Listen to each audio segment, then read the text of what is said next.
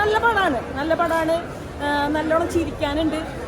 പിന്നെ ഒരുപാട് negative comments ഒക്കെ ട്രെയിലറിന്റെ അടിയിൽ വന്നിരുന്നു.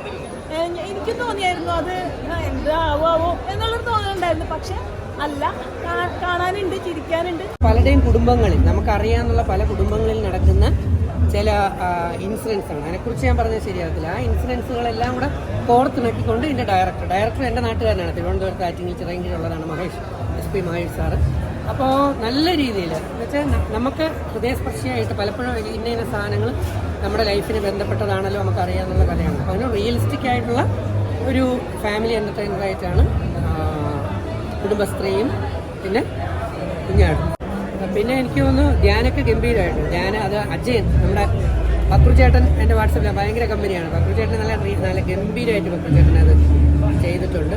കുടുംബജീവിതത്തിൽ നടക്കുന്ന ഈ പ്രശ്നങ്ങളൊക്കെ ശരിക്കും പറഞ്ഞാൽ ഈ ഒരു പടം കാണുന്നതോടുകൂടി ഒരു പരിധിവരെ എന്തൊക്കെയാണ് പ്രോബ്ലംസ് എന്നൊക്കെയുള്ള കൃത്യമായിട്ടുള്ള രീതിയിലുള്ള ഒരു കമ്മ്യൂണിക്കേഷൻ ഉണ്ട് ഇതിൽ. പ്രത്യേകിച്ച് ഒരു പ്രൊഡ്യൂസറും കൂടിയുള്ള ബെന്നി പീറ്റേഴ്സ് നന്നായിട്ട് ചെയ്തു. അതുപോലെ തന്നെ ഡയറക്ടർ മഹേഷ് നന്നായ രീതിയിൽ തന്നെ ചെയ്തിട്ടുണ്ട്. ക്യാമറ ആയിക്കോട്ടെ, പിന്നെ കോമഡി അത്യാവശ്യം കാര്യങ്ങളെല്ലാം തന്നെ ഉണ്ട്. ഇത് ഫസ്റ്റ് ഷോ ആണ്.